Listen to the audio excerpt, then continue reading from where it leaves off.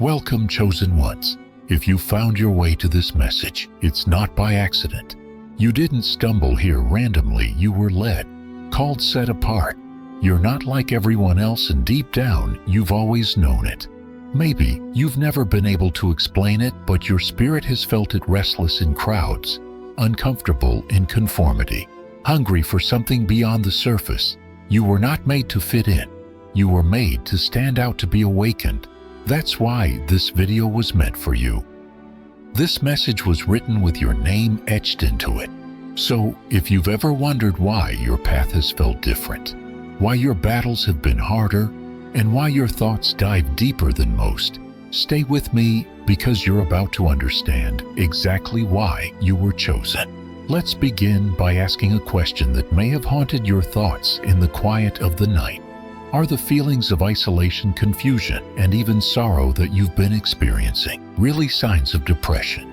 Or could they be sacred signals, divine evidence that you're not breaking down but breaking through? In this message, I want to help you see beyond the pain, beyond the discomfort, and into the possibility that what you're feeling is not your end but the start of your spiritual rising. These aren't random afflictions. They're spiritual awakenings. I'll walk you through this revelation and help you reflect. What if the very things you're battling were allowed in your life, not to crush you but to call you? Are you being prepared, not punished? Are your tears not wasted but watering the seeds of your prophetic destiny? Let's dive deeper. Let's explore together what your soul has been trying to tell you all along. You don't have to run from the questions anymore. You can embrace them. Before we move forward, I want to ask you to stay with me until the end of this video. What I'm about to share could reshape the way you see your past, your pain, and your purpose. If you're new to this channel, hit the subscribe button right now and join a growing family of seekers, believers, and those who know they've been called for something greater. If this resonates with you already, go ahead and tap the like button. It helps this message reach more people like you.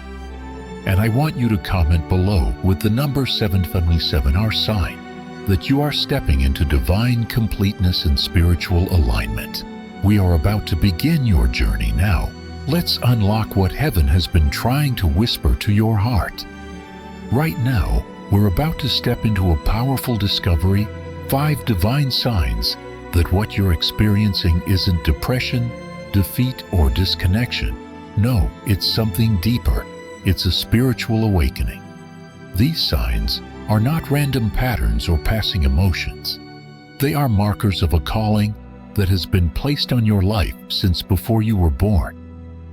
If you've ever felt like your emotions were too heavy, your thoughts too deep, or your burdens too strange for others to understand, then you're exactly where you need to be. These next few moments may confirm what your spirit has long suspected.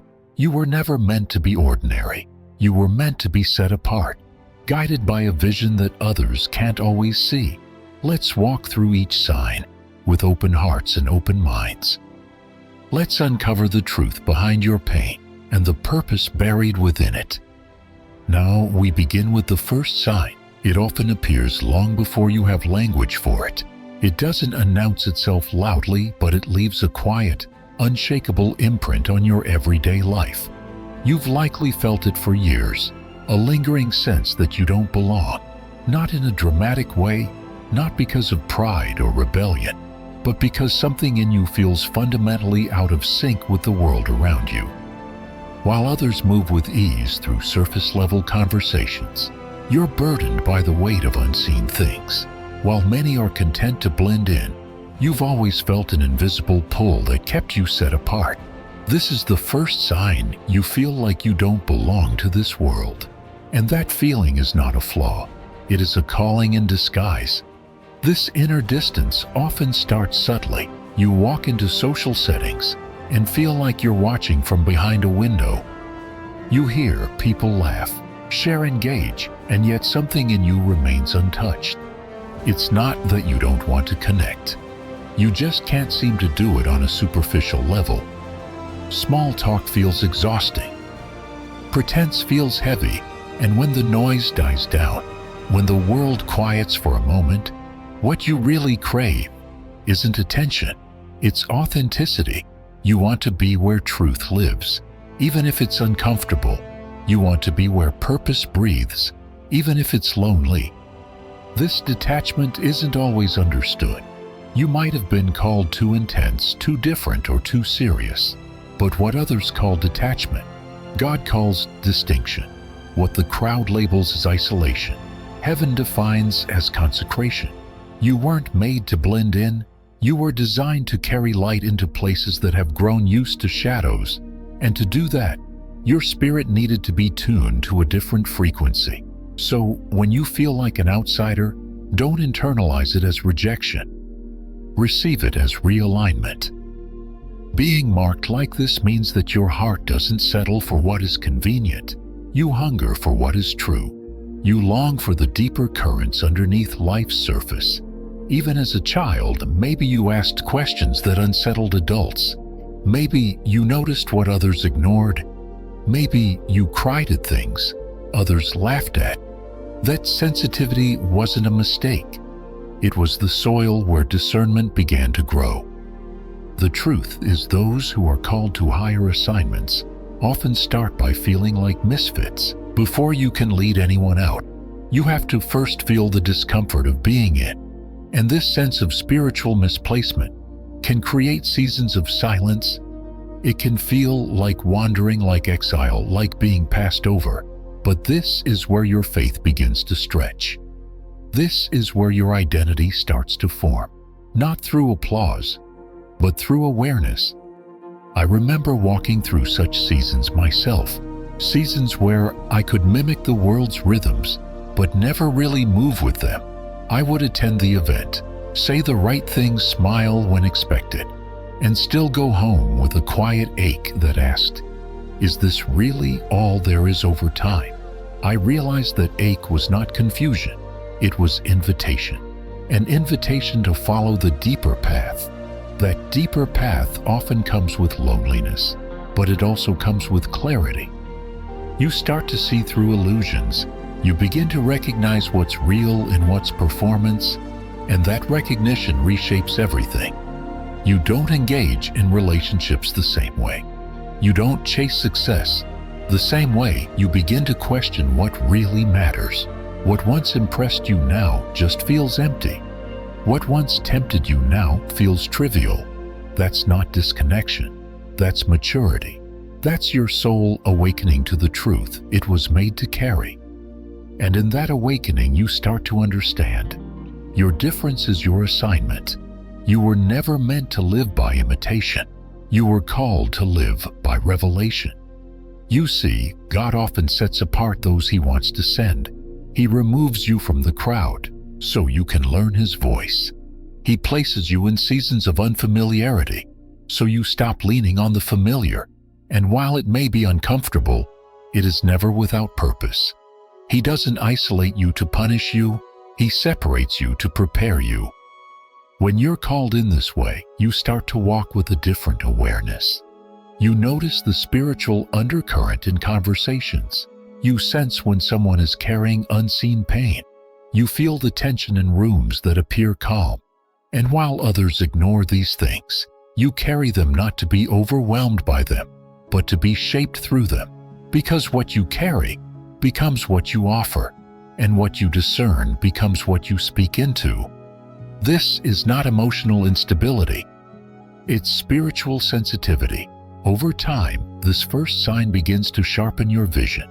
You become more anchored, more discerning, more aligned. You stop resenting your difference and start honoring it. You stop wishing to fit in and start preparing to lead. You realize that your identity isn't tied to cultural belonging.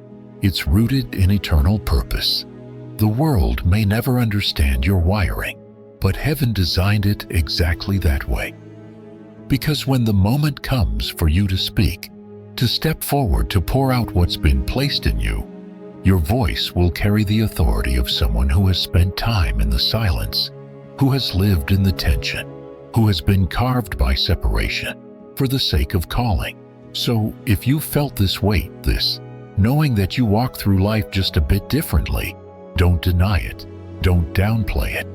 This is the first evidence that you are not here by chance. You've been set apart. Your spiritual DNA is marked by mission, and that mission begins with recognition. Recognition that your inner discontent is not weakness.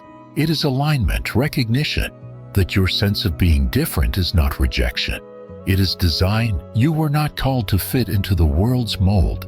You were called to reveal something sacred, and that requires depth, that requires separation, that requires listening to the silence others run from. This is the kind of person God entrusts with deeper revelation, someone who can be alone and still be whole, someone who can be unseen and still be steady, someone who can be misunderstood and still be faithful. This is the first sign you feel like you don't belong, not because you're misplaced, but because you're being prepared, not because you're broken, but because you're being built for something eternal. And when you finally see that this difference is not your burden, but your birthright, you will stop shrinking back. You'll step into the fullness of who you were created to be, not just different, but divinely appointed, not just separate, but sent. And that is where the journey of your calling begins, right where the world says you don't belong. Heaven says you've been chosen. That deep sense of alienation you've carried for years isn't a flaw in your mind or a crack in your spirit. It's a signal, a message from the eternal whispering, not that you're broken, but that you've been marked for something different. Many interpret this kind of detachment as a symptom of depression, especially when it's paired with fatigue, disinterest in worldly pleasures, or an inability to fully connect with society's rhythms. But I want you to consider another possibility. One I've discovered through my own long, quiet nights with God. What if your separation from the noise of the world is actually sacred space being cleared inside? You space meant to carry a divine assignment. When you feel out of place in crowds, when social patterns feel mechanical and small talk tastes hollow on your tongue, it's not always because you're emotionally off balance. Sometimes it's because you were born with a spirit tuned to eternity. You're not wired for surface-level living. You weren't created to chase approval, applause, or trends. Your discomfort isn't dysfunction. It's discernment. It's the early stirring of a deeper calling that hasn't yet fully revealed itself. And that calling demands space, reflection, and a different kind of silence, the kind where God speaks not through noise but through stillness.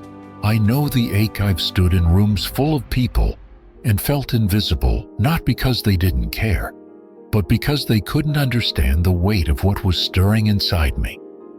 You don't need everyone to understand you when God is the one assigning you. There's something else I've come to realize. Those moments of loneliness, those stretches of emotional distance you've carried, they don't disqualify you from God's purpose. They might just be the very evidence that He's drawing you into it. You see, spiritual assignments often begin in isolation. Moses didn't hear the call until he wandered far from Egypt. Paul's conversion didn't happen in a synagogue, but on a lonely road. And when I reflect on my own journey, I see clearly how the wilderness prepared me more than the spotlight ever could. If you felt exiled, misunderstood, or even misdiagnosed, consider this. Maybe you're not mentally sinking. Maybe you're spiritually shifting. The terrain is different because the destination is higher. Some of the most powerful moments of transformation begin not with certainty, but with confusion. What looks like falling apart may actually be falling into place. The ache in your soul is not always an enemy. Sometimes it's an alarm sounding from heaven, reminding you that you've outgrown your current assignment and are being prepared for what's next. This is where spiritual depth begins to replace surface diagnoses. We live in a culture that rushes to explain every discomfort with a label, but some things aren't meant to be fixed. They're meant to be followed. That inner restlessness you've battled, it may not be a disorder to medicate, but a direction to meditate on. Because when God plants a mission in your soul, He often rearranges your reality to protect and prepare it. You stop fitting in, not because something's wrong, but because you're being reshaped to fit something greater. It's not depression, it's divine disruption. And disruption always precedes revelation. Here's a truth I've lived through and carry like breath. God doesn't waste ache. If He's allowed you to be shaken, it's because He's calling you to walk on something unshakable. That call doesn't usually come with loud signs or flashing lights. It comes quietly, a holy discontent that won't leave you, a sacred suspicion that you were made for more than mere survival. This is what I mean when I say you've been entrusted with something sacred, not because of your perfection, but because of your perception. You see what others don't. You feel what others dismiss. You carry the beginnings of a vision not everyone will recognize, but heaven already has. And if you're wondering how to know whether this is truly from God or just emotional confusion, consider the fruit. This awareness, though it stirs discomfort, doesn't paralyze you. It provokes you to search deeper. It doesn't trap you in hopelessness. It invites you into transformation. The hand of God doesn't always lift you up with comfort. Sometimes it presses on you with clarity. And that pressure refines your eyes to see your path more clearly. Every time you've whispered, "Why do I feel this way?" heaven has whispered back, "Because you're being set apart. You are not the only one who's walked this path." If you look through the stories of Scripture, you'll see it repeated. Elijah hid in caves before his voice shook nations. Esther was hidden in the palace before she was revealed for purpose. John the Baptist lived in the wilderness before preparing the way. You too may feel hidden right now, but that's not rejection, that's preservation. Sometimes God hides you because He's still forming you. And when you emerge, it won't be for noise, it will be for impact. This isn't just about you, it's about who you're becoming. It's about the lives your obedience will touch, the words you haven't yet spoken that will one day heal someone else's silence.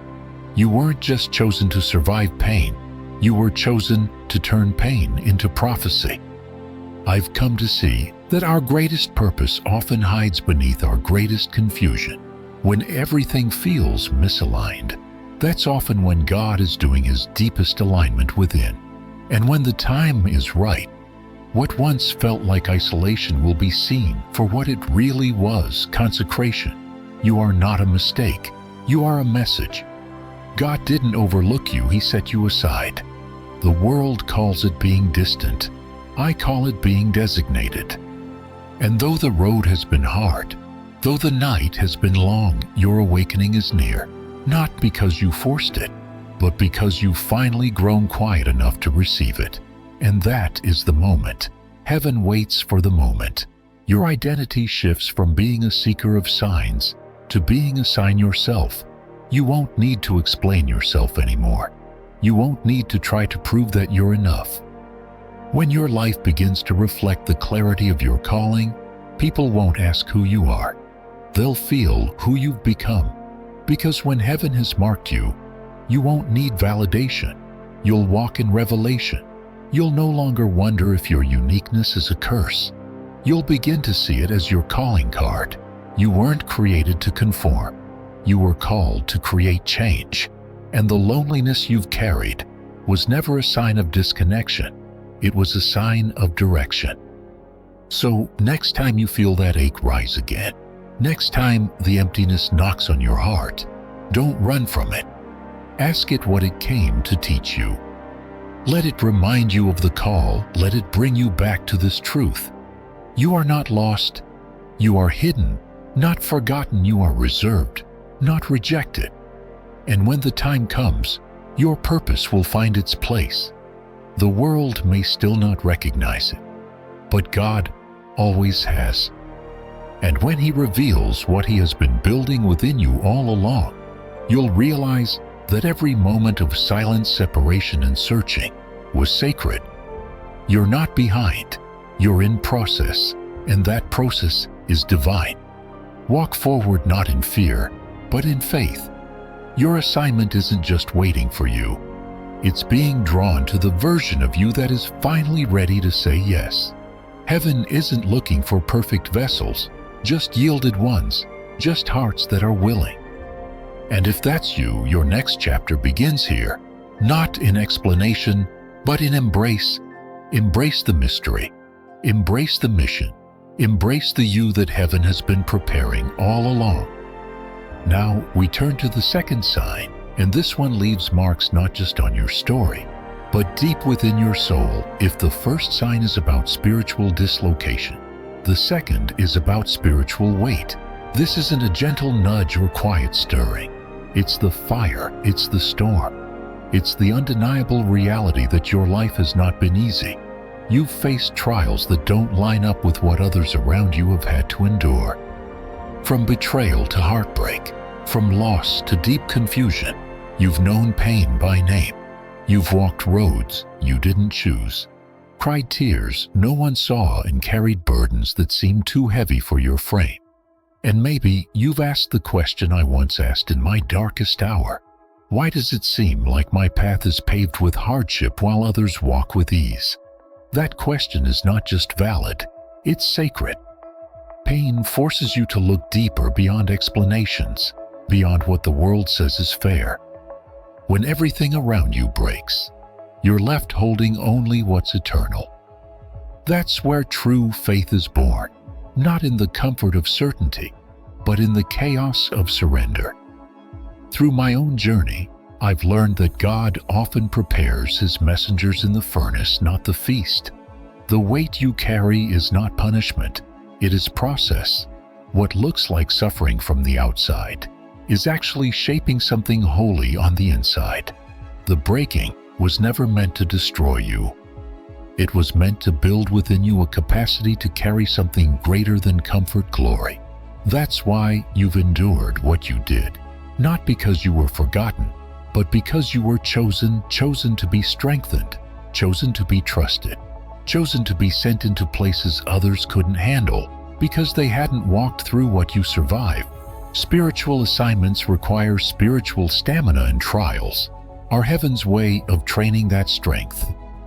But here's what I want you to understand.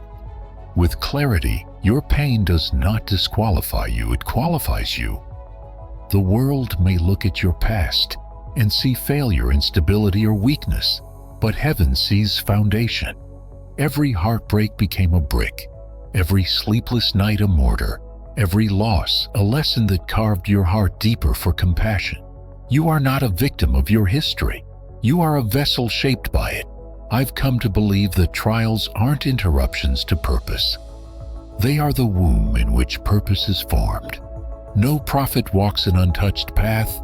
No chosen soul escapes the wilderness. God doesn't just use victories, He uses valleys. And often it's in the valley where we hear Him most clearly, because the noise of pride and performance fades. If you've walked through trauma and come out still breathing, you're already living proof of this truth. Your pain has a voice, and when surrendered, that voice becomes prophecy. It becomes healing. It becomes wisdom for others still walking through what you've come out of. But I know in the middle of it, it doesn't feel holy. It feels unfair, it feels cruel, and the temptation is strong to ask why over and over again. I did. I questioned everything, but over time, I realized that sometimes the answer doesn't come in explanation. It comes in transformation.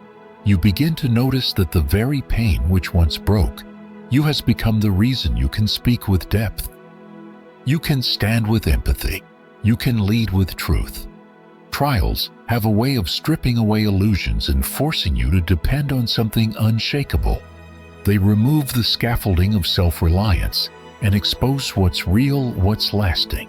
And that is where divine identity takes root. Think of it this way. If your calling was small, your preparation would be light. But because what you carry is eternal, what you've had to endure has been intense. It's not because God was absent. It's because He was present in ways you couldn't yet perceive. He was building something inside of you that comfort alone could never produce. You weren't being broken down. You were being broken open. You were being widened to receive, stretched to carry. The cracks in your soul were not signs of failure. They were places where the light could get in and eventually pour out. Now, maybe you're still in it. Maybe the trial hasn't ended yet. That's okay. You're not behind. You're not forgotten. You're still becoming, just like gold must go through fire to be purified. Your spirit is being refined, made more radiant by what you're walking through, and you're not walking it alone. Even in silence, even when you felt abandoned, heaven has been closer than your breath, watching, weeping with you, and ultimately working through it. I know that might be hard to believe, but I also know you're still here, still listening, still seeking. That alone tells me the fire didn't win. You may be scarred, but you're also stronger. This second sign is not just about enduring pain. It's about recognizing what pain has revealed. You've uncovered truths the textbooks can't teach. You've found out who you are when there's nothing left to prove. You've encountered God not just in sanctuary songs, but in shattered moments. And in that place, you've discovered a deeper faith, a grittier hope, a kind of trust that doesn't depend on outcomes, but grows stronger in the waiting. So, if your life has been stormy, if your story has more tears than applause, don't assume you failed. Maybe you've just been forged. Maybe the trials weren't just battles. Maybe they were classroom sanctuaries, sacred spaces, where heaven whispered, "You are mine, even here, especially here." The journey through pain is not the end. It's a passage, a corridor that leads you from being merely aware of God to being completely shaped by Him. Every challenge you've faced has carved a depth in your soul, and that depth, though costly, will become the very vessel through which your calling flows.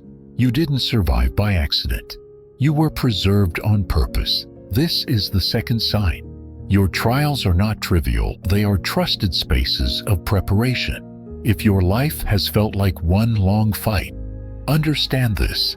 You've been in training for something eternal. Your strength has been tested because your spirit is being called. And the fire you've endured is the same fire that will illuminate your message. You are not just someone who went through pain. You are someone whom pain could not destroy. That's not weakness. That's prophetic resilience. That's destiny in disguise. Not all storms come to break you. Some storms come to build you. That's the deeper truth behind the second sign.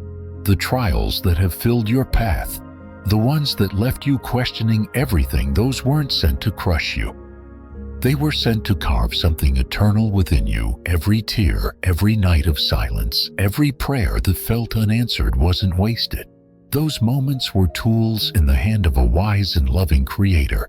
Tools shaping your spirit for something bigger than survival. I know this because I've lived it. The most painful chapters of my journey were not obstacles to my purpose. They were preparation for it. And if you look back closely, you might just see the same pattern in your own life. What was meant to destroy you actually made you deeper, wiser, stronger. It's easy to misinterpret hardship. The world teaches us to avoid pain at all costs. We're told to measure a good life by ease and comfort. But spiritual growth rarely happens in comfort zones. The soil of calling is broken ground. When God is preparing someone for a divine assignment, He does not begin with applause. He begins with pressure, because pressure reveals substance. It strips away what is superficial. It exposes what is eternal. The pain wasn't punishment. It was process. It wasn't meant to discourage you. It was meant to develop you. And if you're wondering why your life has been a series of battles, the answer may be that you were chosen to carry something weighty. A shallow life could never carry a prophetic voice, and a fragile spirit could never withstand the weight of divine revelation. So the fire came not to consume you, but to forge you. I've come to see that nothing in my pain was random. Every hardship came wrapped in a question from heaven. Are you willing to be shaped? Not shaped by applause, not by public recognition, but by silence, by suffering, by surrender. Those are the tools that God uses when He's forming someone for sacred work.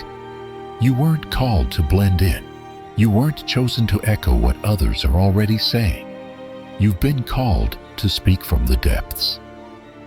And that kind of voice is born in the hidden places, the places where faith grows, not because of clarity, but in spite of confusion. There is something mysterious about how God operates when He chooses someone. He doesn't hand them the platform first. He hands them pain. He doesn't open doors. He removes crutches. You begin to lose what made you feel safe. People, plans, familiar patterns, and you're left with only one thing: trust. That's when your spirit begins to deepen. That's when the noise around you fades and the voice within you grows louder. You begin to hear with spiritual ears.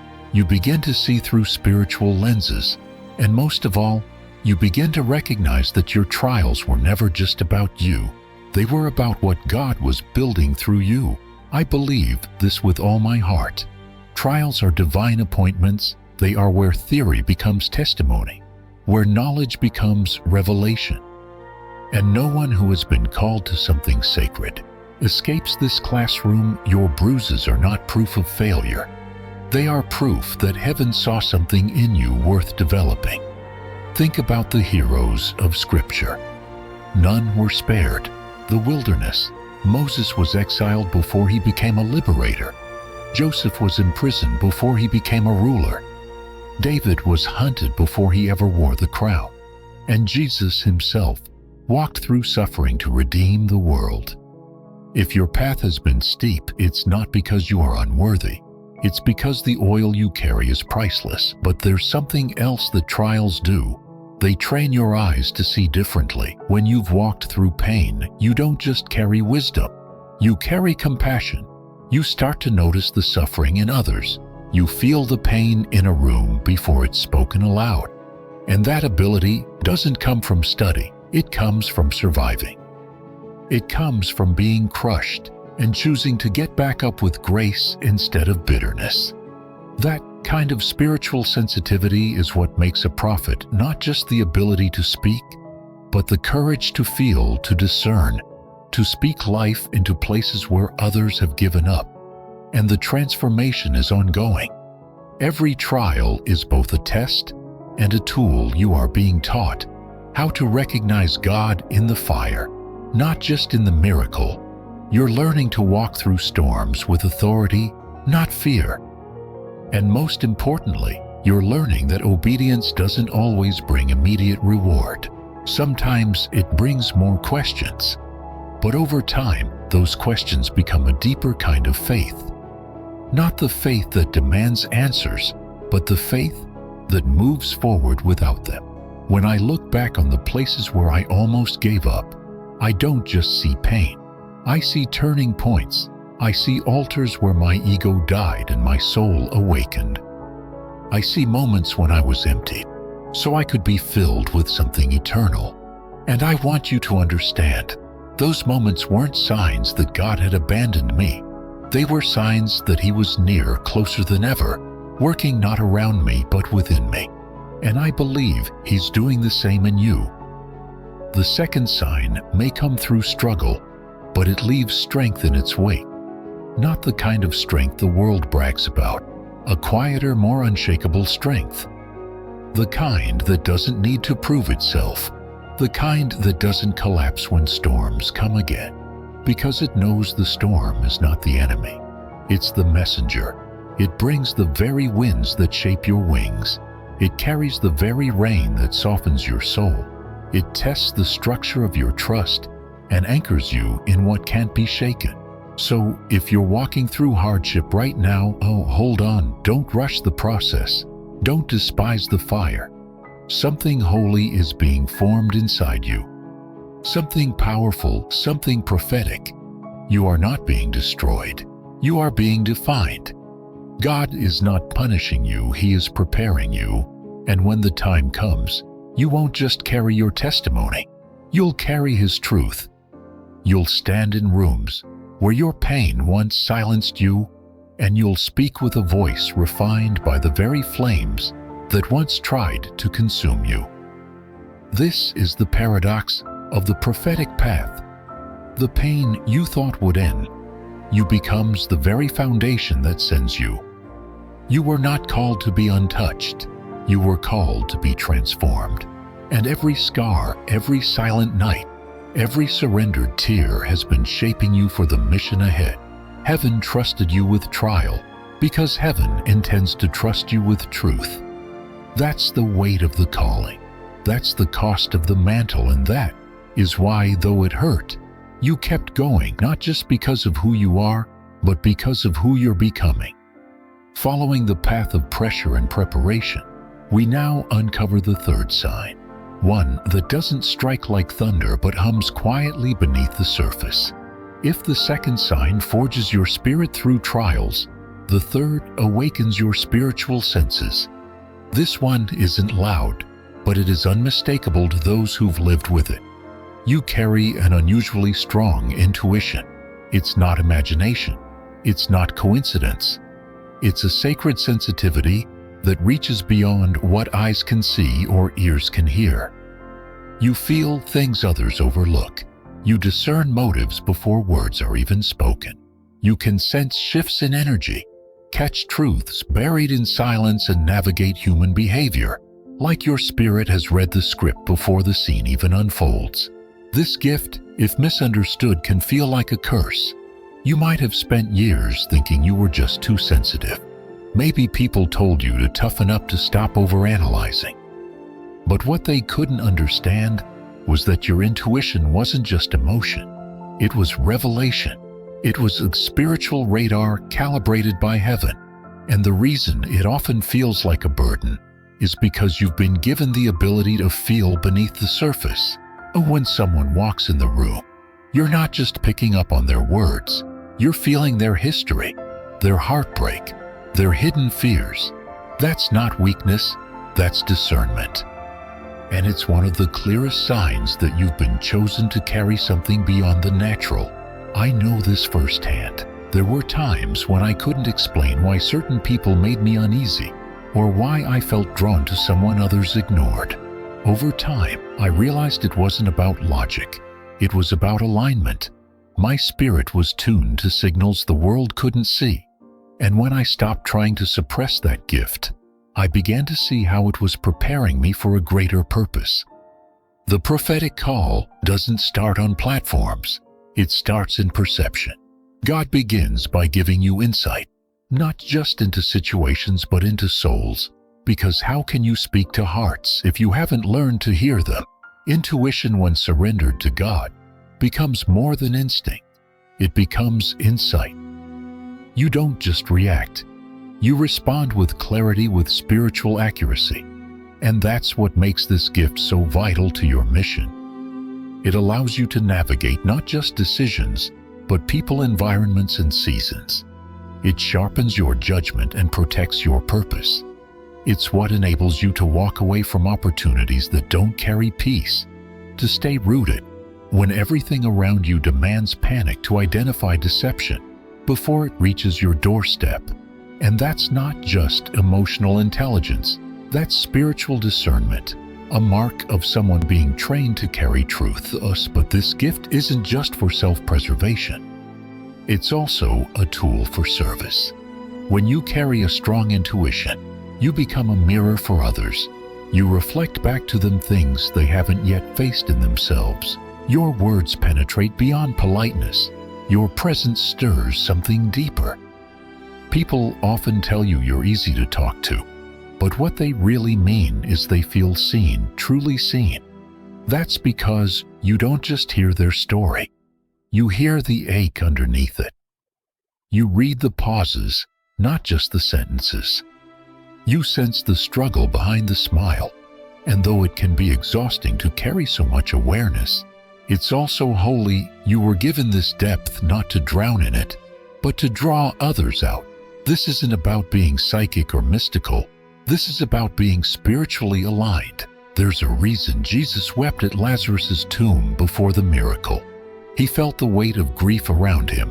He entered the emotion, not just the event, and those who carry a prophetic calling often do the same. You sit with sorrow before speaking to it. You feel the tension before addressing it. That kind of sensitivity can't be taught in textbooks. It's cultivated in silence, in solitude, in spiritual encounters that deepen your empathy and sharpen your sight. And yet, this gift must be handled with care. Because when you feel so deeply, the temptation is to carry what isn't yours to hold. You sense brokenness and want to fix it. You absorb pain and want to solve it. But part of walking in spiritual maturity is learning the difference between sensing and saving. Your role is not to be the answer, but to point people to the answer. Intuition is not ownership, it's stewardship. It's not yours to carry alone. It's yours to bring to God. You weren't designed to hold the world's weight, but to feel its needs so you can intercede with wisdom. The third sign is both powerful and humbling. It teaches you to listen deeply, to walk slowly, to observe, without rushing to respond. It invites you into a lifestyle of reflection, not reaction. And in a world addicted to noise, that kind of presence is prophetic. People don't just need someone who knows what to say. They need someone who knows how to feel. Your gift isn't about attention. It's about access. You have access to spiritual truths that most miss. You catch glimpses of what heaven is doing, even when the world is distracted. And that vision, when refined through intimacy with God, becomes a wellspring of wisdom. I've learned that some of the most anointed voices in history weren't the loudest. They were the ones who listened best. They weren't always understood. In fact, many were dismissed, misjudged. But heaven never misjudged them. Heaven trusted them. And if you've carried this gift, this sensitivity that made the world too loud, too shallow, too false at times, know this: you're not too much. You're just too tuned to walk in pretense. Your heart hears what others don't. Your spirit sees what others can't. And that's not something to hide. That's something to honor. This third sign isn't something you chose. It was chosen for you. It was planted in your wiring long before you had words for it. And yes, it has made your journey different. It's made friendships more complicated. It's made decision-making more intense. But it's also made your walk with God more intimate. Because every time you've sensed something deeper, it's been an invitation to draw nearer, to lean in, to trust that what you feel isn't weakness, it's witness. A witness to the spiritual reality that surrounds us, that shapes us, that sends us. So, if you've lived with this deep inner knowing, if you've carried emotions too big for your environment, if you've been overwhelmed by atmospheres others seem untouched by, don't suppress it. Submit it, bring it to God. Let Him teach you how to use it, not for self-defense, but for sacred influence. That's what this gift was always meant to be. Not a weight, but a weapon. Not a burden, but a bridge. And as you walk in it with humility and wisdom, you'll begin to see why you've always felt different. It wasn't just about being sensitive. It was about being sent. This is the third sign. A strong God-given intuition that isn't rooted in fear or suspicion, but in divine discernment.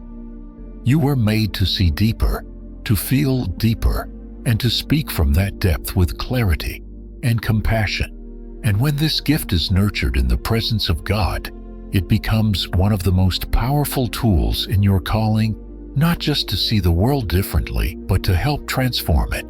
Your intuition is not just a feeling, it is an instrument, an internal compass woven into your spirit by divine design. It's not here to entertain your imagination. It exists to reveal truth and direct your steps. The ability to perceive what lies beneath the surface, to catch the subtle vibrations of motive and meaning, is not there by accident. It's part of your spiritual architecture. It speaks not to what you think, but to what your soul knows. And when nurtured in alignment with God's voice, This gift doesn't just help you feel things. It helps you follow the path prepared for you. It becomes your silent guide through unseen terrain. I've come to believe that when God calls someone for a prophetic mission, He sharpens not just their voice, but their discernment. That sharpening often begins in quiet, in places of stillness, where the noise of the world fades and the voice within grows loud. Your intuition becomes a kind of lamp, not just illuminating your own choices, but exposing what's real in others. You begin to walk differently, not because you're cautious, but because you're clear. You know who you are, and more importantly, you recognize what is not aligned with your calling. That's the beauty of this gift. It trims away distractions before they root themselves into your destiny. It's not suspicion, it's divine clarity. Through my journey, I've learned that intuition isn't about guessing right. It's about listening well. When I ignored it, I found myself lost. But when I leaned into it, prayed through it, tested it, surrendered it, I found myself standing exactly where I was meant to be. That's how I know this gift is sacred. It doesn't pull you toward ego or pride. It pulls you toward obedience. You're no longer driven by impulse. You're guided by peace. And peace, real peace, becomes the confirmation that heaven is involved in your decision. This is why intuitive clarity is so critical in the spiritual journey. Not every open door is an invitation from God. Not every opportunity is aligned with your assignment. Sometimes the most dangerous places are dressed in beauty, and the most deceptive voices sound affirming. If you rely on logic alone, you will be deceived. But if you cultivate your intuition in the presence of God, you will know truth, even when words lie. You will sense danger where smiles dwell. You will move with confidence, not because the path is easy, but because it has been spiritually discerned. Intuition also becomes vital in moments of silence, when God isn't speaking loudly but is still moving. These are the in-between seasons, the times when clarity fades and instructions pause. During those moments, your spirit relies on what it has been trained to feel, not what you want, but what is right. Not what you fear, but what carries the weight of eternal resonance. And when that sense is refined through faith, it becomes your strongest ally. Not only will it point out what's false, it will confirm what's true. You'll feel a pull toward certain people, a peace about certain decisions, a warning before certain mistakes. These aren't random emotions. They are revelations. That's why cultivating this gift requires humility. You must constantly return to the source. Intuition, disconnected from God, becomes manipulation. It turns inward, serving ego instead of purpose. But when you bring your discernment back to the feet of God, it becomes holy ground. It becomes insight led by surrender. And in that surrender, your guidance becomes pure. You don't move out of reaction. You move from revelation. You learn to wait, to observe, to listen twice before speaking once, to say no even when something looks good, because your spirit says it's not right. That kind of wisdom isn't natural, it's spiritual. This intuitive clarity also becomes the foundation for intercession. You begin to feel burdens for others, not because they told you their pain, but because your spirit picked up the weight they didn't know how to express. You pray differently. You speak life more intentionally. You show up in rooms not just with empathy, but with authority. That's what happens when your intuition is no longer just a personal guide, but becomes a prophetic instrument. You don't just see things, you shift them. You don't just notice wounds, you become part of the healing. You walk in both tenderness and truth, carrying insight like a surgeon carries a scalpel, carefully but with confidence. And yet, for all its strength, this gift often comes with a cost. You see what others miss, which can feel isolating. You feel more deeply, which can be exhausting. But the cost is worth it when you understand what you carry. You weren't meant to live superficially. You were meant to live significantly. And intuition is part of that significance. It aligns you with heaven's timing. It shields you from unnecessary pain. It saves you years of delay by keeping you in rhythm with God's design. What feels like a whisper inside is often the echo of eternity guiding your next move. This is why those with strong spiritual sensitivity must guard their minds and feed their spirits. What you consume affects what you hear. Cluttered lives lead to clouded discernment. If you want to walk in clarity, you must choose stillness.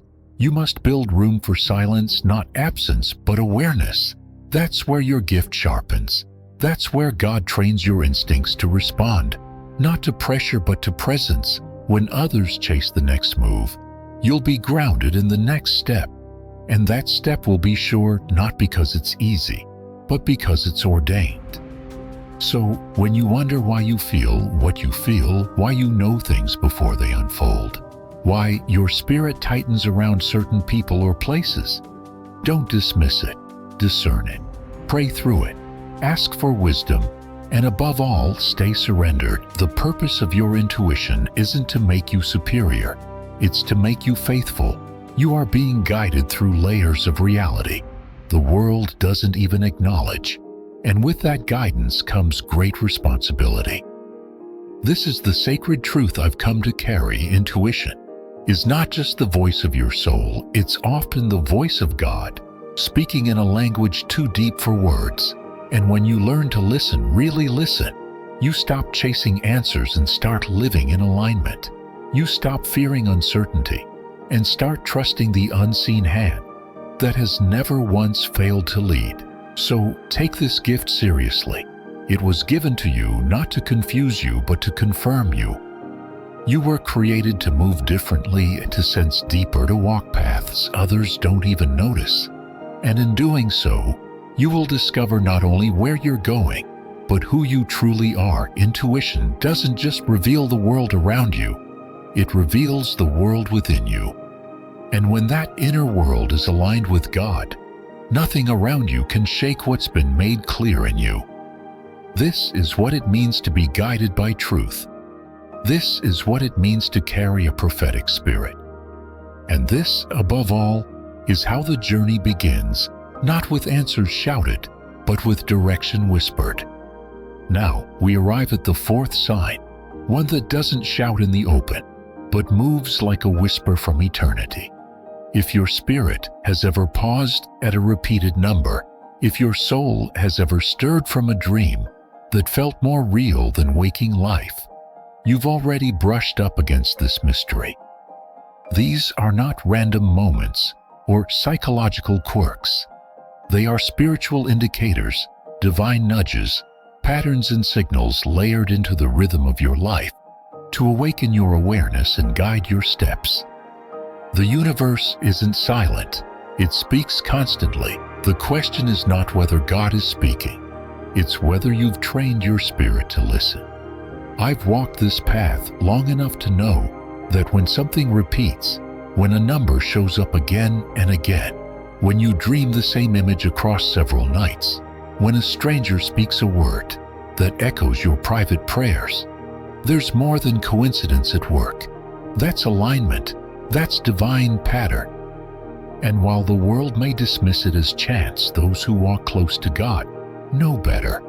Repetition is revelation. Heaven rarely sends thunder when it can send a signal. God doesn't always appear in the earthquake.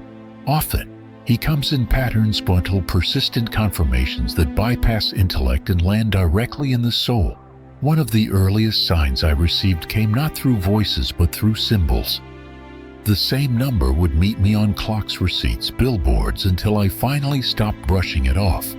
In stillness, I asked for clarity, and the answer came not in a sentence, but in peace. That's what divine signs often do. They don't always explain. They affirm, they anchor.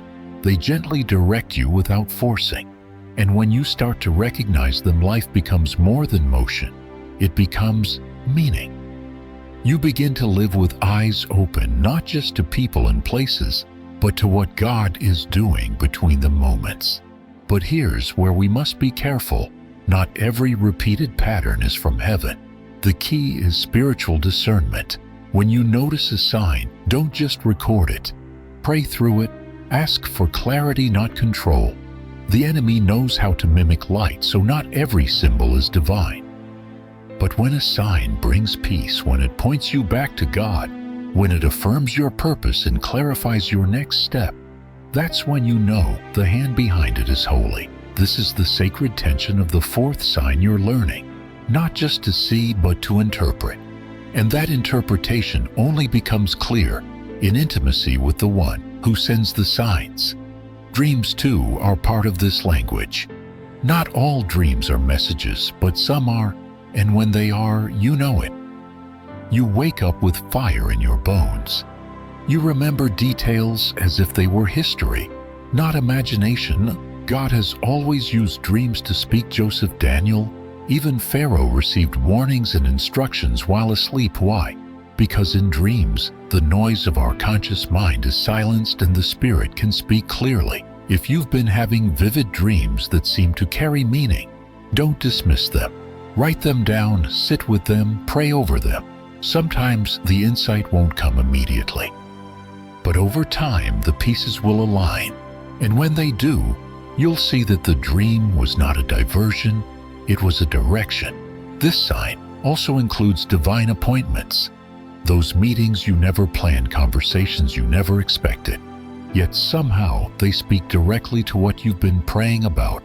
These are more than good timing. They are orchestrated intersections, moments where the spiritual and the natural meet to reveal that your life is being watched over, mapped out level. You didn't just run into that person. You were sent to them or they to you. And what is said in passing can echo for years because God often wraps wisdom in the most ordinary packages. I remember one such moment vividly. I was on the edge of a major decision, unsure which way to go. No one knew the weight I was carrying, but in a random conversation with someone I barely knew, they spoke a single phrase that mirrored what I had journaled the night before. My whole body knew it wasn't chance. It was confirmation, and from that moment, the fog began to lift. That's the power of this fourth sign. It doesn't necessarily explain everything at once, but it provides the light for the next step. One step, one sign, one whisper at a time. The more you respond to these signs with reverence and curiosity, the more you'll begin to see them. That's the paradox. Those who expect them receive them, not because they force meaning onto everything, but because they live in awareness. They live tuned in. Their spirits are attentive. That's the secret to walking in divine rhythm. It's not about figuring everything out. It's about staying connected. Signs follow those who follow the Spirit. And when you treat these patterns as sacred, rather than superstitious, they begin to shape your perspective. You become less reactive, more reflective. You stop racing and start recognizing. The pressure to control fades and peace takes its place. This is not about magic. It's about mystery. It's about the God who created galaxies also being detailed enough to send numbers, dreams, and moments to guide your specific journey. That realization shifts everything. You stop asking, "Is he there?" and start declaring, "He's here." You stop begging for direction and begin thanking him for already leading. And that gratitude becomes a doorway. A deeper kind of sight opens up. You see his fingerprints not just in miracles but in moments. Not just in deliverance, but in direction. You realize you've never been navigating this life alone. You've been walking beside signs you just didn't have the language for until now. The fourth sign, then, is not about chasing signals. It's about cultivating sensitivity. It's about recognizing that the sacred often hides in the subtle. And when your spirit is aligned with that truth, even the smallest repetition becomes a reason to pause. Even the quietest dream becomes a map. You're not just moving forward blindly, you're walking with insight. You're stepping in sync with eternity. So, if you've noticed those recurring signs, if dreams have stirred something in your soul, If encounters have carried more weight than they should, don't rush past them, lean into them. They are the evidence that heaven is not distant. It's active, present, whispering, leading. And when you live in response to those whispers, your path becomes more than a journey. It becomes a revelation. Every step becomes a sentence in the story God is writing through your life. And that story is worth listening for, watching for, waiting for, because the signs are already there. The only question is, are you awake enough to see them? Communication from the divine rarely looks like what we expect. It often bypasses our logic and slips through the cracks of our ordinary days, hidden in repetition, imagery, and timing. This is how the eternal speaks, not always in words, but in rhythm, pattern, and resonance. You were not designed to be left wandering blindly. You were made to walk in alignment with something far greater than yourself. And one of the clearest ways God, or what some may call the language of the universe, guides you is through these subtle, persistent signs. They don't force your hand, but they do illuminate your path. I've long believed that divine communication doesn't need volume to carry power. A repeated number sequence at the exact moment of decision, a dream that awakens your spirit with clarity, or a conversation that echoes an unspoken prayer. These are not random fragments of chaos. They are carefully placed moments of direction. Each one is a quiet signal that you are being guided, watched over, and invited deeper. This kind of interaction isn't loud because it requires attention. It demands stillness, and when you begin to pay attention, you step into the rhythm of revelation. What fascinates me most is how consistent this pattern of communication is across history, culture, and faith. From the burning bush in Moses' story to the vision-filled dreams of Joseph, the divine has always used indirect yet unmistakable language to reach those chosen for greater assignments. Why? Because these signs are not meant for everyone to understand. They are personalized, often invisible to others, but undeniable to the one receiving them. This is why it's so important not to seek validation for what only your spirit is meant to recognize. When God speaks to you in signs, He's not trying to impress the crowd. He's trying to prepare you for something sacred. There's a holy intimacy in this kind of guidance. It reveals the character of God, not just as creator but as communicator. A presence not distant in the heavens but active in your hour. He is not just watching your life unfold. He's actively shaping it moment by moment, message by message. These divine signals aren't an afterthought. They're part of the design, a language written into the code of your being activated. When your spirit reaches the frequency of awareness, I've come to see that when my eyes are open, the whole world becomes a conversation with God. And every sign becomes an answer I didn't know I had already been given. But here's what makes this form of communication so profound. It leads you without controlling you. Divine signs are gentle. They require discernment, not dependency. They don't manipulate your choices. They illuminate your understanding. That's the mark of divine wisdom. It never violates your will. It invites your attention. When the same message keeps showing up through unexpected avenues, when your peace sharpens around certain choices and dulls around others, it's not coincidence, it's correction, it's confirmation. It's the hand of God reaching through the natural to speak into your supernatural purpose. And yes, some people call it the voice of the universe. Others call it intuition. But I know this: behind every symbol, behind every alignment, behind every moment that stirs something eternal inside you, there is a voice, and that voice knows you. That voice is an impersonal energy floating through space. It is the Creator reaching into creation, reminding you that you are seen, you are known, and you are being led. These signs don't just inform you, they transform the way you walk. You stop living reactively and start living responsively. You move not from fear, but from revelation. Once I was on the verge of a decision I had prayed over for weeks. I received no clear yes or no.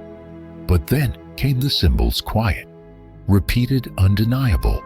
I saw the same message in Scripture and a passing comment in the timing of a delay that seemed frustrating but was actually freeing. And when the decision finally came, I realized I had been guided all along, not by answers in the sky, but by signs woven into my daily life. This is how the Spirit leads, subtly but specifically, invisibly, yet unmistakably. You may be experiencing this already. Maybe you've seen recurring numbers that trigger something inside your spirit. Maybe your dreams have started to speak in symbols. Maybe a phrase keeps coming to you through different people at different times, and yet the message remains the same. Don't ignore it. These aren't accidents. They're invitations to lean in, to slow down, to ask deeper questions. Because when God starts speaking in this way, He's not just giving you guidance. He's growing your capacity to hear Him. He's training your ears to discern, not just react. He's molding your attention into an instrument of revelation.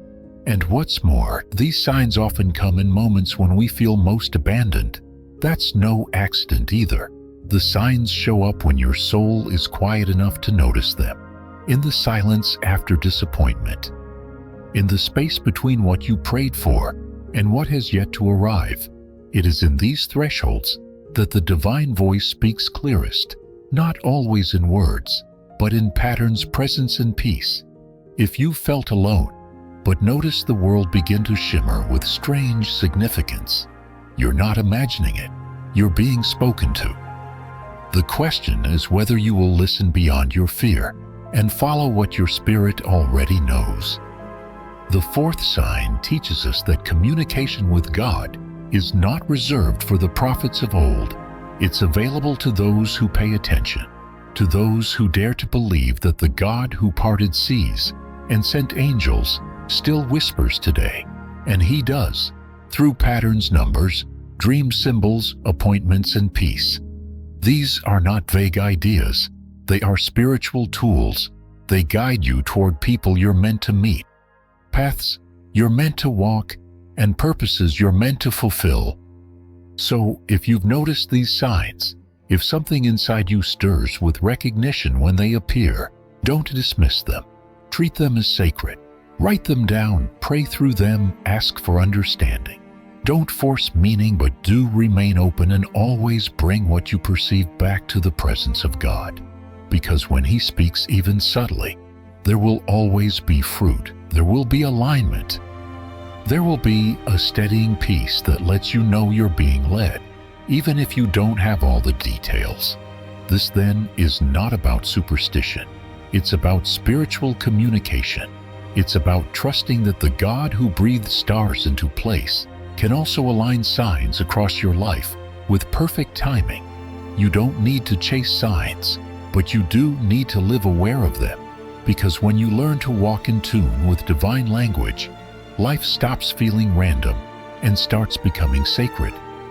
And in that sacredness, you discover what you were made for, not just to survive, but to be guided to live in conversation with the One who never stops speaking even when the world forgets how to listen.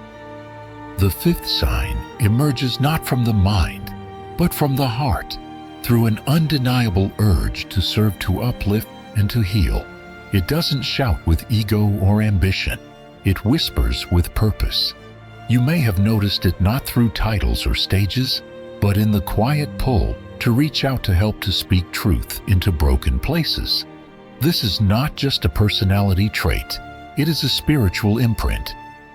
When you feel called to be a light in dark places, to carry someone else's burden, even when your own life feels uncertain, you are not just being kind, you are being commissioned.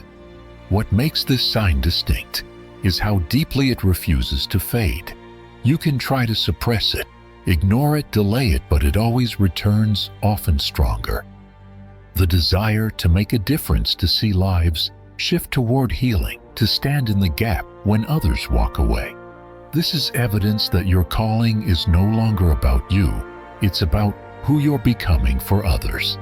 This longing to serve, to pour out, to speak life, it doesn't come from self-gratification. It comes from sacred responsibility. And the more you yield to it, the more it shapes the way you live. I remember recognizing this call not in a grand moment, but in the accumulation of small ones. A friend in crisis, a stranger whose story pierced my soul, a moment where I had nothing to give, but still felt the pull to offer hope. That's how you know this sign isn't about platform, it's about posture. Your heart begins to bend toward people. You begin to notice pain others ignore, and more than anything, you begin to feel accountable for the healing that only your obedience can bring. That's not accident, that's alignment. God doesn't call the comfortable, He calls the available.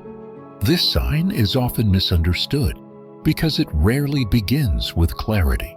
You don't always know what you're meant to do. You just know you can't walk past suffering and remain unchanged. You're not looking to be the answer, you're looking to be present. You're not seeking recognition, you're seeking to restore, and that posture of humble availability is what qualifies you. You're not waiting to be perfect before you act. You're willing to be present while still being in process. That's what service is. It's not perfection offered, it's compassion lived. Those who are called to serve at this level often feel a burden that others don't carry. It's a weight of empathy. You walk into a room and pick up the emotional atmosphere before a word is spoken. You feel the unspoken needs. You see beneath the surface. And with that awareness comes a sacred obligation. Not to fix everyone, but to stand as someone who refuses to ignore what they've been shown. That's what makes this calling holy. It doesn't make you superior, it makes you responsible. The need you see is connected to the gift you carry. There's something powerful about knowing that your pain was not wasted, that it has trained your compassion. The very wounds you've survived have now become places of insight. You understand others not because you've read about their pain, but because you've lived through your own. This is why your service carries weight, because you're not just reaching down, you're reaching across. You're not speaking from theory, you're speaking from testimony. And when that happens, the impact is multiplied. Your words don't just sound good, they resonate because they're born from real fire. This is also why service is often born in solitude. Before you pour into others, God pours into you, but the filling isn't just for you to hold, it's for you to give. The blessings you've received, the grace you've experienced, they were never meant to end with you. They were meant to flow through you. And when you recognize this, life takes on new purpose. Every interaction becomes a potential assignment. Every room you enter carries possibility. You are not just a passerby, you are an answer to someone's prayer. And that awareness changes everything. Many who carry this fifth sign also wrestle with feelings of inadequacy. You look at your flaws and wonder how you could possibly help anyone. But that's the beauty of this calling. It doesn't depend on perfection. It depends on willingness. The most powerful servants are not those who have it all together. They're the ones who allow God to work through them in their brokenness. They don't hide their scars. They use them as bridges. Because what you've healed from becomes what you can now offer healing in. You are qualified, not by your image, but by your intimacy with God. The urge to serve is not a career path. It's a calling. It doesn't always come with clear steps. It starts with surrender. It begins with saying yes to the pull in your heart, the ache to do something that matters, even if no one else sees it. And that yes will lead you into places you never imagined, spaces where your simple obedience becomes someone else's breakthrough. This is what I've learned. Obedience in service opens doors no strategy ever could. When you say yes to God's nudge, He handles the impact. He takes your offering and multiplies it beyond what you could calculate. Over time, this service becomes a way of life. It's not limited to events or roles. It becomes your presence. People begin to feel peace when you enter the room, not because you speak perfectly, but because your spirit is aligned. You don't have to prove your value, you carry it. And you start to see that your greatest ministry might not be in a sermon. It might be in a conversation. It might not be from a platform. It might be through presence. That is the unseen power of this sign. It transforms you from being someone who notices needs to someone who lives to meet them.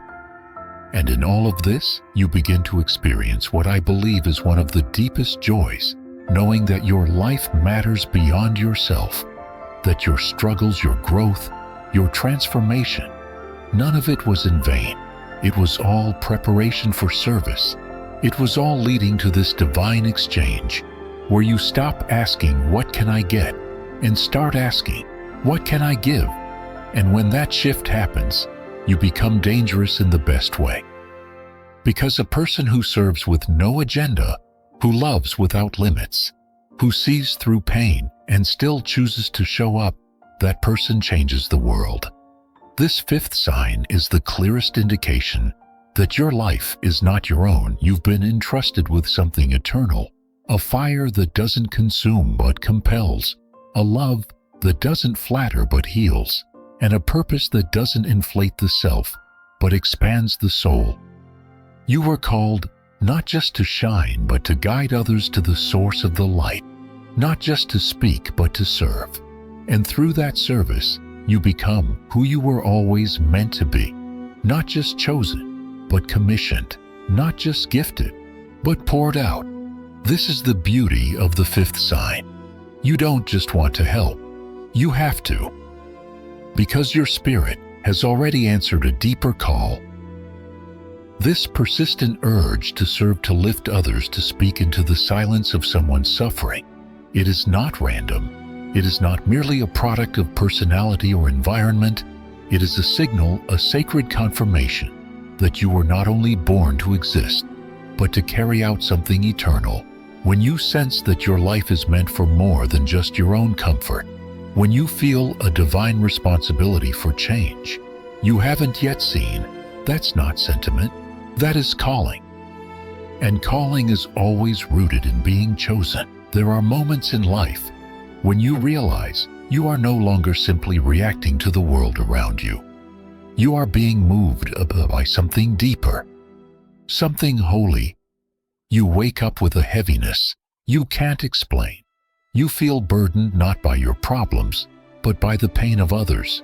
You're drawn to people who are hurting, to situations that demand light, to stories that echo your own history of healing. And when you trace that burden back to its source, you'll often find it wasn't born from you at all, it was placed there. You were entrusted with it, because someone had to carry it with compassion. And that someone was you. This inner prompting, this sacred discontent, is heaven's fingerprint on your life. You've been marked. And the reason it doesn't go away, even when it's inconvenient, even when you're tired or unsure, is because it's not just a desire, it's a directive. A divine assignment woven into your soul long before you had words for it. I felt it myself, the pull to warn people. Others pass by, the impulse to pray. When logic says, walk away, the fire to speak when silence would be easier. These are not personality quirks. They are the early echoes of purpose. Being chosen for a higher mission doesn't begin with clarity. It begins with conviction. You feel the tension before you understand the task. You carry the burden before you see the breakthrough. And if you've wondered why your heart aches for healing, you didn't ask for why your spirit feels responsible for places you didn't break. This is why you were never just a witness. You were always meant to be a vessel. And the weight you feel is not a mistake. It is preparation for the work only your life can accomplish. There's something I've learned along this journey. When God chooses someone, He doesn't send them out without fire. He lets that fire burn long before it ever touches a platform. You begin to feel a holy urgency, not because of pressure from the outside, but because of the purpose inside. You can't sit still in apathy. You can't turn a blind eye to injustice. You can't pretend everything is fine when you know change is possible. That discomfort is the confirmation. You're not at war with life. You're being awakened to what life was always meant to be, and it won't always make sense to those around you. People might question your passion. They might call it dramatic, idealistic, even naive. But that's because they haven't seen what you've seen. They haven't carried what you've carried. They haven't heard what you've heard in the silence of your spirit. And that's okay. You don't need everyone to understand your mission. You just need to stay faithful to the one who gave it to you. The call isn't validated by applause. It's affirmed in your obedience.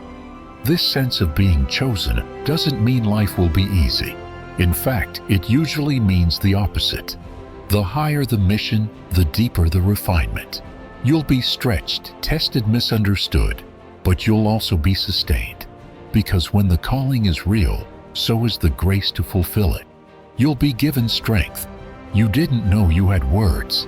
You didn't know you could speak wisdom that surprises even you. And that is how you'll know the calling wasn't about you in the first place. It's about what God wants to accomplish through you. And don't expect the mission to always look like ministry in the traditional sense. Sometimes being chosen means bringing light into dark industries. Sometimes it means raising children with purpose. Sometimes it means carrying integrity into corrupt spaces.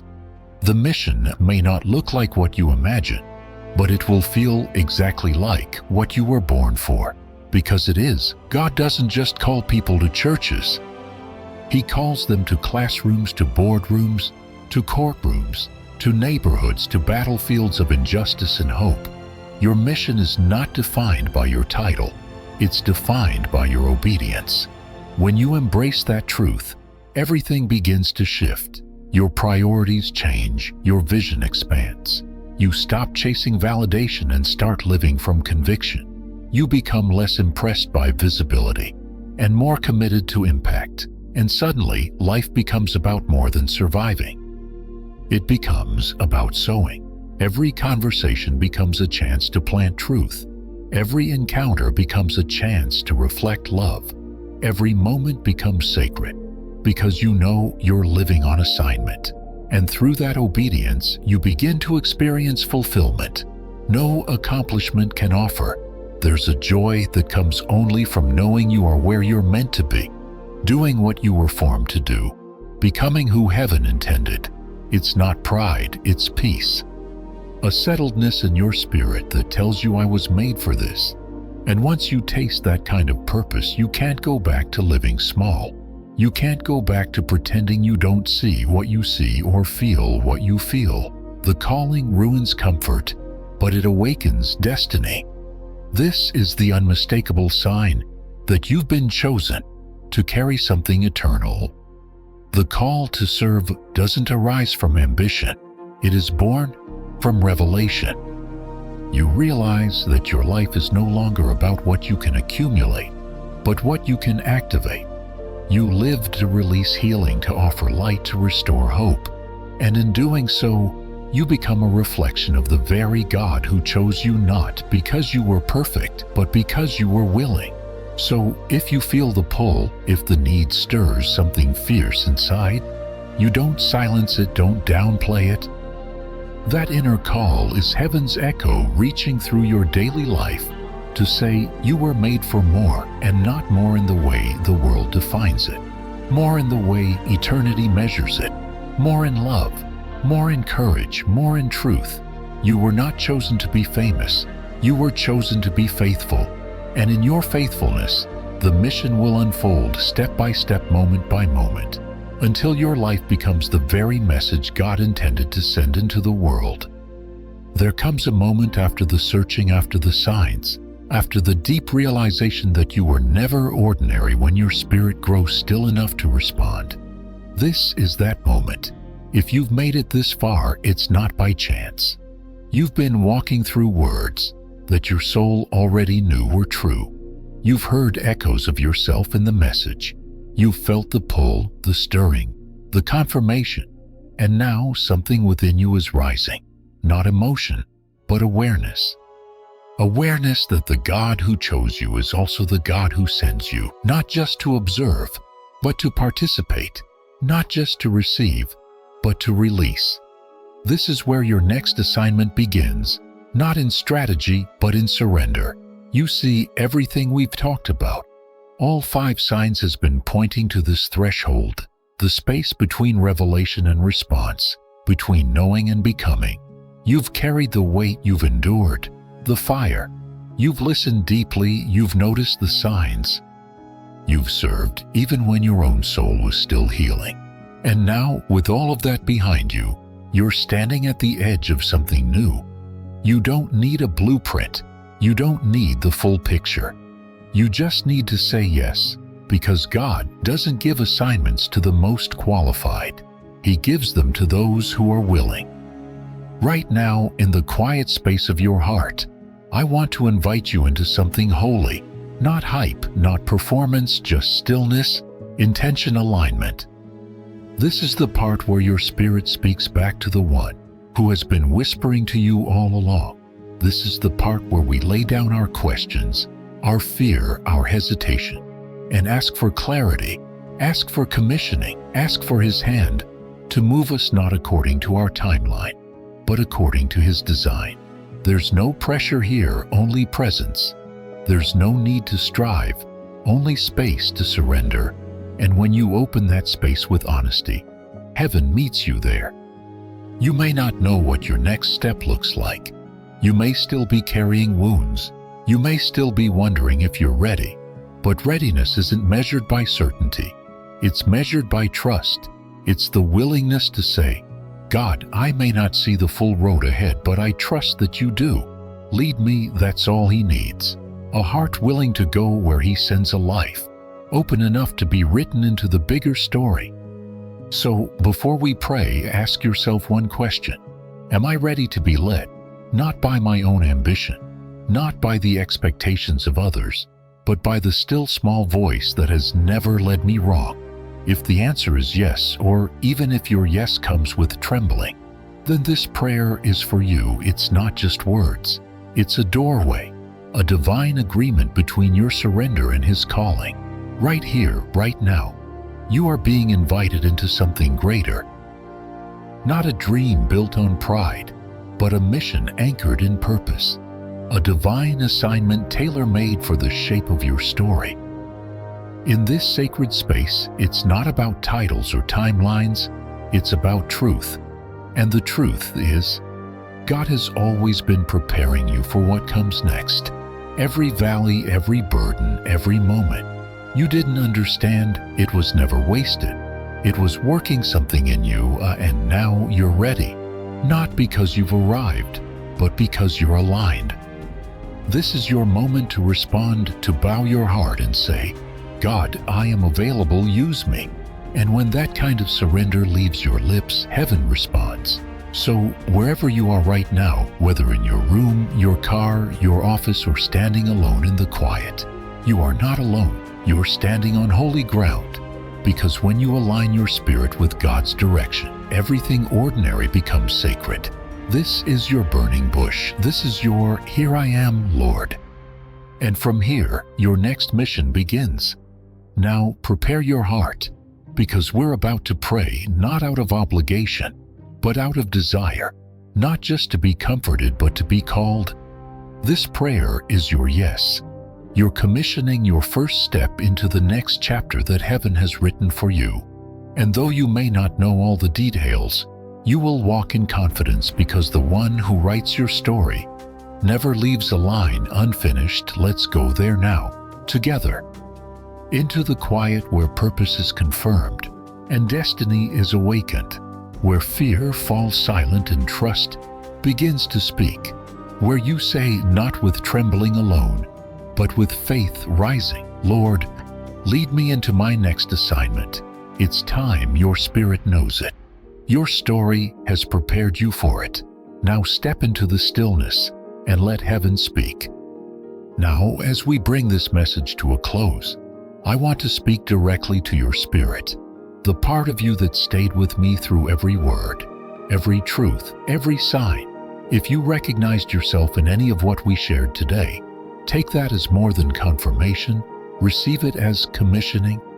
You are not weak for feeling deeply. You are not broken for being different. You are being shaped, refined, and set apart for a purpose that the world didn't give, and therefore cannot define. The signs you've experienced are not random. They are threads in the divine tapestry of your calling. Accept them, honor them. They mark you not for shame, but for service. And as you move forward, walk in boldness, not because you have all the answers, but because you walk with the one who does. Keep stepping, keep believing, keep showing up even when it's hard, even when no one sees it. You are stronger than you think. You are further along than you feel. And you are headed somewhere that matters. This journey is not about perfection. It's about perseverance. And if you hold on to your faith, if you keep answering the call, you will not only survive, you will overcome. You will be victorious not just in moments, but in the mission that God has written for your life. Now, if this message spoke to you in a real way, don't just keep it to yourself. Be part of what God is building here. Tap the like button if this word encouraged your heart. Hit the subscribe button so you won't miss the next step in your spiritual journey. And most importantly, leave a comment down below with the number 777. That's not just a number, it's a declaration. It says you are aligned, you are listening, and you are ready. When you share it, you help build a community of chosen ones who are walking this path together, not alone. This space is more than content. It's a family. A place where your faith can grow deeper, where your questions can be met with grace, where your story becomes part of something eternal. When you engage, you help others discover who they are and what they're meant to become. So don't hesitate. Join us, step into the conversation. Let your voice be part of the movement. The next chapter of your calling is unfolding, and we are walking into it together.